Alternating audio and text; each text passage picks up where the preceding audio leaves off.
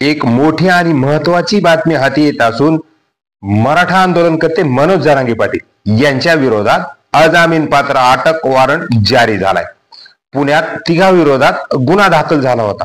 हे प्रकरण तब्बल 9 वर्षांनंतर उकरून काढण्यात आल्याने जरांगे पाटील यांना अडचणीत आणण्याचा प्रयत्न तर होत नाही ना, अशी शंका उपस्थित होते।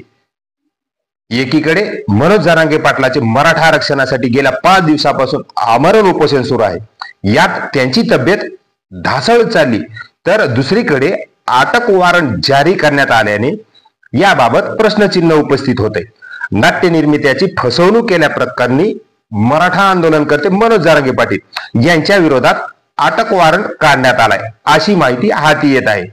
मराठा आंदोलन मोडीत काढण्यासाठी अनेक जण वेगवेगळे मार्ग अवलंबत आहेत। सन 2013 मध्ये जालना शहरात शंभूराजे नाटकाचे प्रयोग आयोजित केले होते। तेव्हा पूर्ण पैसे न मिळाल्यामुळे निर्मात्याने जरांगे पाटील यांच्यासह तिघांविरोधात पुण्यात गुन्हा दाखल केला होता। त्यावेळेचे प्रकरण आता तब्बल 9 वर्षांनंतर उकळून काढण्यात आले।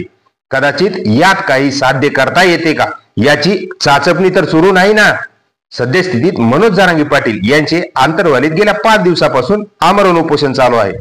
महाराष्ट्रातील सकल मराठा बांधवांना जरांगे पाटलाच्या तब्येतीची काळजी एकीकडे लागलेली असताना दुसरीकडे मात्र शासन आणि प्रशासन यांच्याकडून अशा पद्धतीने जुने प्रकरण उकरून काढून मराठा आरक्षणाचे प्रकरण दडपण्याचा प्रयत्न करण्यात येत असल्याचा आरोप मराठा बांधवातून होत आहे।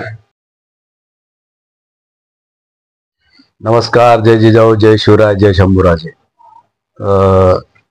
महाराष्ट्रातील तमाम गरजवंत मराठ्यांना माझा मानाचा जय शिवराय। मित्रांनो, काल मनोजदादा जरांगे पाटलाच्या आमरण उपोषणाचा हा 4था दिवस होता आणि संपूर्ण महाराष्ट्रातील गरजवंत मराठा त्यांच्या या आमरण उपोषणामुळे चिंतित होता। उपोषण करू नये अशी सर्वांची मनस्थिती होती, परंतु मनोजदादांचा हट्टापुढे कोणाचं काही चालत नाही, कारण त्यांचा हट्ट हा समाजाच्या कल्याणासाठी आहे। म्हणून रात्री अचानक सरकार किंवा काही कुटील कारस्थान करून मनोजदादाच्या अटक वॉरंटच्या बातम्या चालवल्या गेल्या, परंतु असल्या गोष्टीला मनोजदादा भीक घालणार नाही आणि मराठा समाजही। लाखो करोडोचे भ्रष्टाचार करून तुम्ही खुर्च्यावर बसलेले आहेत आणि एका इमानदार प्रामाणिक माणूस मॅनेज होत नाही म्हणून तुम्ही त्याला आरगळ्यात आणण्यासाठी या पद्धतीच्या गोष्टी तुम्ही करताय, हे बरोबर नाही।